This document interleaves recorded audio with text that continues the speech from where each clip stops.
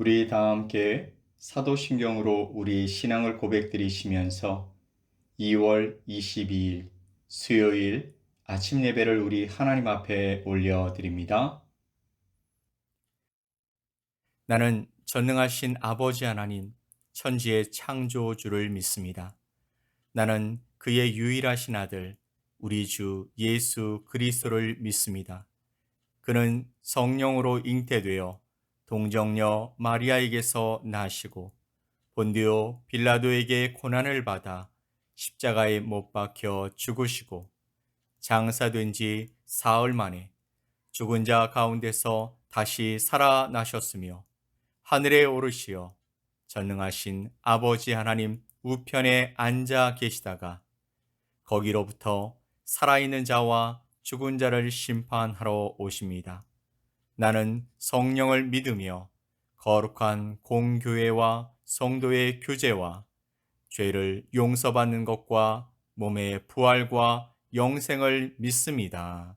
아멘.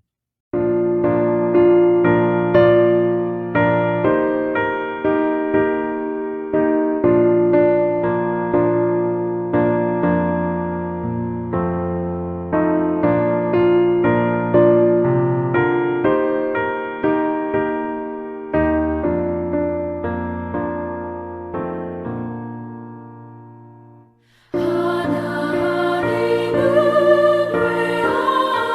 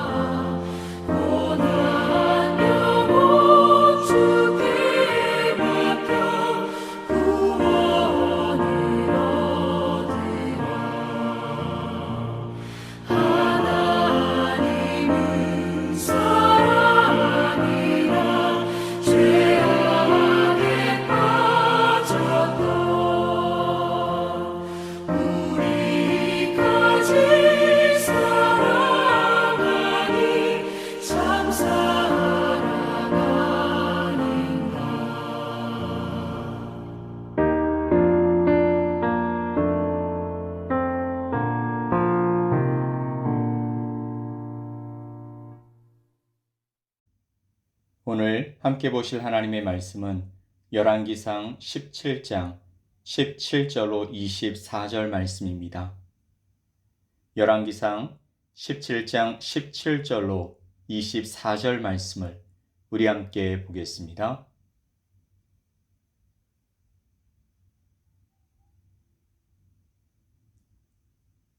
이 일 후에 그 집 주인 되는 여인의 아들이 병들어 증세가 심히 위중하다가 숨이 끊어진지라. 여인이 엘리야에게 이르되 하나님의 사람이여 당신이 나와 더불어 무슨 상관이 있기로 내 죄를 생각나게 하고 또 내 아들을 죽게 하려고 내게 오셨나이까. 엘리야가 그에게 그의 아들을 달라 하여 그를 그 여인의 품에서 받아 안고 자기가 거처하는 다락에 올라가서 자기 침상에 누이고 여호와께 부르짖어 이르되 내 하나님 여호와여 주께서 또 내가 우거하는 집 과부에게 재앙을 내리사 그 아들이 죽게 하셨나이까 하고 그 아이 위에 몸을 3번 펴서 엎드리고 여호와께 부르짖어 이르되 내 하나님 여호와여 원하건대 이 아이의 혼으로 그의 몸에 돌아오게 하옵소서 하니 여호와께서 엘리야의 소리를 들으심으로 그 아이의 혼이 몸으로 돌아오고 살아난지라. 엘리야가 그 아이를 안고 다락에서 방으로 내려가서 그의 어머니에게 주며 이르되 보라 네 아들이 살아났느니라. 여인이 엘리야에게 이르되 내가 이제야 당신은 하나님의 사람이시오 당신의 입에 있는 여호와의 말씀이 진실한 줄 아노라 하니라. 아멘. 17절 말씀을 보면 이 일 후에 그 집 주인 되는 여인의 아들이 병들어 증세가 심히 위중하다가 숨이 끊어진지라 라 말씀하고 있습니다. 큰 어려움이 그 가정에 일어난 것이죠. 일어나서는 안 될 일이 일어난 것입니다. 사건의 결말은 놀랍습니다. 죽었던 그 아들이 살아난 것입니다. 22절 말씀에 그 아이가 살아났다. 그 가정이 살아났다라는 것이죠. 이 사건에서 가장 슬프고 비통한 사람이 누구일까요? 바로 사르밧 과부입니다. 그녀는 절망적인 상황을 맞이한 것이죠. 자식이 죽은 어머니에게 어떤 위로를 해줄 수 있겠습니까? 본문 18절 말씀에서 그 어머니의 절망이 느껴집니다. 여인이 엘리야에게 이르되 하나님의 사람이여 당신이 나와 더불어 무슨 상관이 있기에 내 죄를 생각나게 하고 또 내 아들을 죽게 하려고 내게 오셨나이까. 아들의 죽음을 엘리야 때문이다. 하나님 때문이라고 말하고 있는 것이죠. 하나님이 주신 기적을 통해서 죽음을 보지 않고 고난의 시간을 평안하게 지나고 났더니 찾아온 그 절망의 사건으로 그들에게 기적의 선물을 가져다 준 엘리야를 원망하고 있는 것입니다. 괜히 소망을 주어서 더 큰 절망으로 떨어지게 했다라는 것이죠. 속상하면 무슨 말이든 못하겠습니까? 이해가 가죠. 이 여인은 하나님도 못 믿고 사람도 못 믿겠다라는 것입니다. 삶이 어려워질 때 나타나는 공통되는 현상이 관계의 틀어짐, 관계의 악화입니다. 관계가 악화되면 무슨 말을 해도 또 무슨 행동을 해도 좋게 볼 수가 없습니다. 엘리야가 지금 그런 상황이라는 것입니다. 참 난처하게 되었습니다. 사르밧 과부의 집에 거하며 엘리야는 많은 하나님의 이야기를 그들과 나누었을 것이죠. 이방 여인에게 살아계신 하나님을 전하고 그 여인이 하나님을 경외하며 살도록 이끌었을 것입니다. 아마도 그리 시냇가의 까마귀가 먹을 것을 자신에게 날라다 준 사건도 이야기했을 것입니다. 하지만 누구에게나 힘든 순간은 찾아오게 되어 있습니다. 여러분도 하나님의 기적의 순간을 경험했다가 힘든 상황에 처해 보신 적이 있으시죠? 사르밧 과부처럼 문제 앞에서 사람을 원망하고 하나님을 원망해 보신 적이 있으시죠? 그런데 다행히도 거기에 하나님의 사람이 있더라는 것이죠. 19절에서 엘리야가 죽은 아이를 달라고 했습니다. 이 여인에게 그 순간 가장 중요한 것은 바로 아이의 시신이죠. 그렇게 원망의 대상인 엘리야가 아이의 시신을 달라고 할 때 순순히 줄 수 없는 상황이 생긴 것입니다. 그런데도 예상을 깨고 그 여인이 아이의 시신을 내어줍니다. 대부분의 사람은 한 번 먹은 그 감정은 영원히 변치 않는다라는 생각을 가지고 살아가죠. 그런데 사르밧 과부는 엘리야를 원망하는 마음을 순간 거두고 엘리야에게 아이의 시신을 내어 주었습니다. 이 한 번의 감정의 추스림이 얼마나 놀라운 결과를 가져올지 그 여인은 몰랐을 것입니다. 우리도 살아가면서 수많은 아픔을 만납니다. 그런데 그 아픔을 다 표출해 버리면 속이 시원할 것 같지만 그렇지 않다는 것을 우리 모두 잘 알고 있습니다. 19절 말씀을 보면 엘리야가 그에게 그의 아들을 달라 하여 그를 그 여인의 품에서 받아 안고 자기가 거처하는 다락에 올라가서 자기 침상에 누이고. 본문 18절에서 엘리야는 엄청나게 당했습니다. 뭐라고 한마디 했을 법도 하지만 엘리야는 어떤 반론도 어떠한 변명도 이게 왜 내 탓이냐고 성질을 부리지 않았습니다. 그리고 말합니다. Give me your son. 엘리야는 왜 시신을 달라고 했을까요? 엘리야는 아들을 잃은 어미의 비통한 모습을 보고 그 시신을 안고 뭐라도 해야 할 것 같았습니다. 그러면 엘리야가 시신을 안고 할 수 있는 것이 도대체 무엇이었을까요? 그것은 바로 공감과 기도입니다. 이제까지 함께 해주신 하나님께 자신이 아픔을 당한 것처럼 깊이 또 간절히 기도드리는 것밖에는 그가 할 수 있는 일이 없었을 것입니다. 엘리야에게 이런 깊은 공감의 마음이 없었다면 그 아이를 달라고 할 수도 없었을 것이죠. 아파하는 자들을 위한 기도와 사랑의 출발은 바로 공감하는 마음입니다. 나를 향하여 욕하고 원망하는 사람에게 긍휼히 여기는 마음과 공감의 마음이 없으면 기도와 사랑은 있을 수 없는 것입니다. 우리에게 이런 마음이 있는지 또 그런 마음으로 대하지 못하는 사람이 있는지 생각해 보셨으면 좋겠습니다. 그리고 그런 마음이 내게 없다면 그 마음을 주님께 구하며 살아갑시다. 그래야 새로운 인생의 길, 주님의 마음으로 세상을 바라보고 주님께서 주신 힘으로 나아갈 수 있게 되는 것이죠. 엘리야는요, 시신을 안고 다락방으로 올라갔습니다. 그리고 정말 간절히 기도했습니다. 말씀을 보면 엘리야는 3번의 간절한 기도를 하나님 앞에 드렸다라고 기록하고 있죠. 기도의 응답은요, 오직 하나님의 주권입니다. 그분의 계획 안에서만 이루어지는 것이죠. 우리가 아무리 애쓰고 힘써도 하나님이 원하지 아니하시면 우리의 바람이 이루어지는 일은 없기 때문입니다.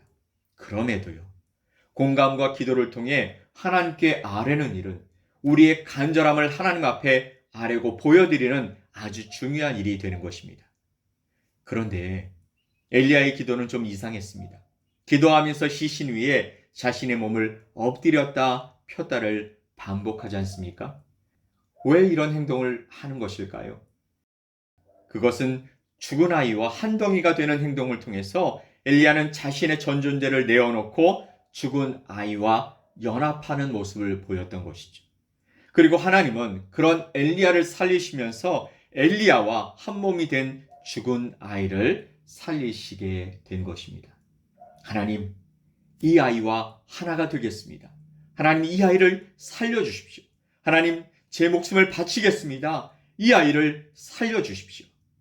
이렇게 간절한 기도를 통해서 하나님은 사르밧 과부와 엘리야 2사람의 인생에 아주 중요한 메시지를 전해 주신 것입니다. 엘리야는요, 아이가 산 것이 자신의 능력이라고 생각하지 않았을 거예요. 죽은 자를 살리시는 진정한 하나님, 그 하나님을 그 기도와 또 그 아이를 통해서 확인하게 되었을 것입니다. 이후 이 사건은요, 바알과 아세라 선지자들과의 한판 승부에도 당당히 나아갈 수 있었고, 자신을 죽이려는 아합과 이세벨의 위협보다 하나님을 더욱 신뢰할 수 있게 되었을 것입니다.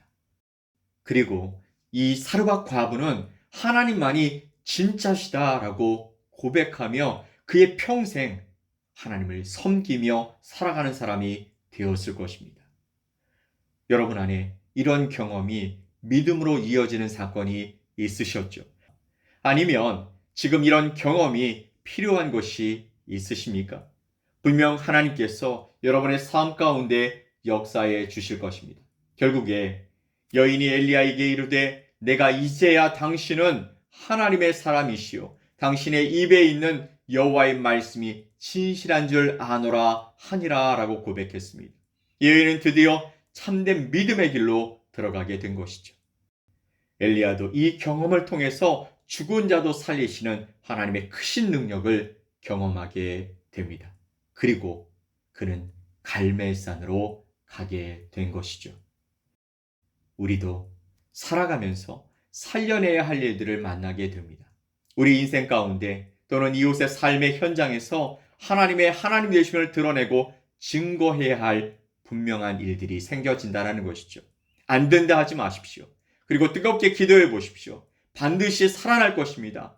부정적인 감정과 싸움에서 꼭 이겨내십시오. 그리고 공감과 사랑과 믿음의 마음을 잊지 마십시오. 보라, 내 아들이 살았도다. 보라, 내 가정이 살았도다. 보라, 너의 삶이 다시 살았도다. 라는 이 선언이 우리 가운데 실제가 되어서 오늘도 우리의 삶에서 하나님의 놀라운 능력과 역사가 나타나게 되기를 예수 그리스도의 이름으로 간절히 축복합니다. 아멘. 우리 함께 기도합시다.